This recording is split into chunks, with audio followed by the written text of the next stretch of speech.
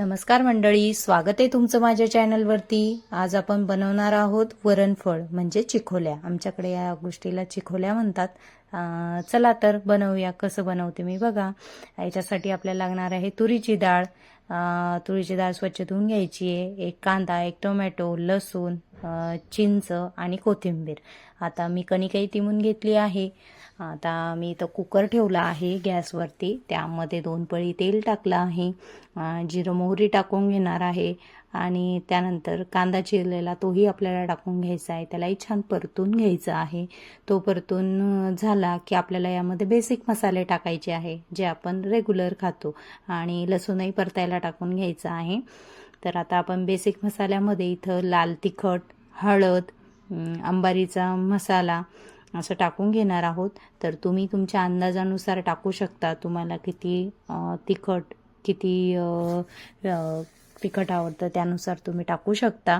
आणि टाकून झाल्यावरती आपल्याला याच्यामध्ये टोमॅटो टाकायचा आहे। टोमॅटो पण छान परतून घ्यायचा आहे। टोमॅटो परतून घेताना आपल्याला त्याच्यामध्ये शेंगदाणे, कोथिंबीर आणि जी चिंच आहे ती टाकायची आहे। ती परतून घेतली की मग त्यानंतर आपल्याला जे आपण डाळ स्वच्छ धुवून घेतलेली होती तीही त्याच्यामध्ये टाकायची आहे। तिलाही छान परतून घ्यायचं आहे आणि मग आपल्या अंदाजानुसार आपण त्याच्यामध्ये पाणी टाकणार आहोत। जसं आपण वरणाला पाणी टाकतो त्याचप्रमाणे याच्यामध्ये टाकायचं आहे। आपण यामध्ये पोळ्या लाटून छोटे छोटे गोल गोल किंवा तुम्ही चौकोनी आकाराच्या किंवा मग गोल आकाराच्या त्याच्यामध्ये टाकू शकता। तर त्या अंदाजाने आपल्याला किती पोळ्या लाटून त्याच्यामध्ये टाकायच्या आहेत त्यानुसार आपल्याला पाणी टाकायचं आहे। मी इथं तांबर पाणी टाकलं आहे। तर 1 तांबा पाणी खूप झालं याच्यासाठी। तुम्ही तुमच्या अंदाजानुसार जेवढं क्वांटिटीमध्ये बनवणार आहात त्यानुसार तुम्ही पाणी टाकून घेऊ शकता। तर मी इथं आता पाणी टाकून घेतलं आहे आणि पोळी लाटायला घेणार आहे। तर छान पोळी लाटून घ्यायची आहे।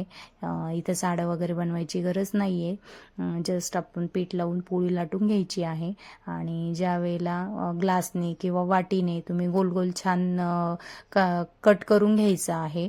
तर मी इथे जो ग्लासने कट करणार आहे त्याला आधी थोडंसं तेलही लावून घेतलं आहे म्हणजे चिटकत नाही। तर मग या प्रकारे मी इथं गोल गोल कट करून घेतला आहे आणि जसं जसं गोल गोल कट करून झालं की ते आपल्याला वरणाला उकळ आली की त्यामध्ये सोडायचं आहे। अशा प्रकारे मी 4 पोळ्या बनवून त्याचे गोल गोल करून त्यामध्ये सोडलं आहे।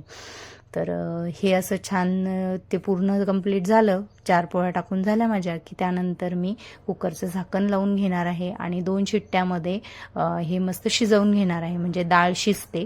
अशी उकळ येते तोपर्यंतही डाळ थोडी शिजते आणि बाकी शिट्टी घेतली की मग 2 शिट्टीमध्ये छान डाळही शिजून जाते आणि आपण जे पोळ्या टाकल्या आहे त्याच्यामध्ये तर तेही शिजून जातं। जास्त गाळाही होत नाही आणि जास्त एकदम कच्चंही काही राहत नाही।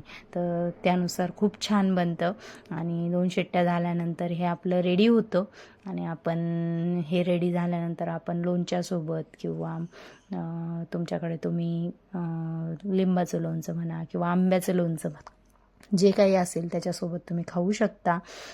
त्यासोबत तुम्ही पापड तळा, पापडही खा, खूप छान लागतं, खूप सुंदर लागतं। रोजची पोळी भाजी खाऊन कंटाळा आला असेल तर ही खूप छान रेसिपी आहे। आणि मी इथं चिंच टाकलेलं असल्यामुळे मी इथं थोडीशी साखरही टाकत आहे। आंबट गोडचा ट्विस्ट येतो, खूप छान लागतं। तुम्ही टाकून बघा, ट्राय करून बघा, कारण की थोडंसं ट्विस्ट दिलं ना खाण्यामध्ये तर खूप छान लागतो, खूप मस्त लागतं। आता हे मी नेहमी करते, मला खूप आवडतं। तुम्ही ट्राय करून बघा, खूप छान लागतं आणि बनवायलाही खूप सोपं आहे।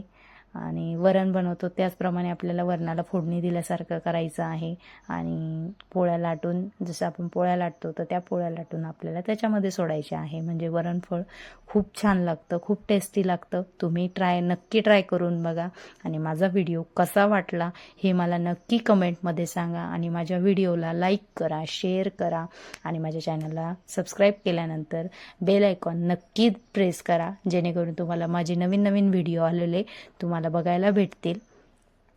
तर तुम्ही माझा व्हिडिओ बघितला त्यासाठी मी मनापासून तुमचं धन्यवाद करते आणि अजून असे नवीन नवीन व्हिडिओ बघण्यासाठी नक्कीच सबस्क्राईब करून ठेवा। धन्यवाद।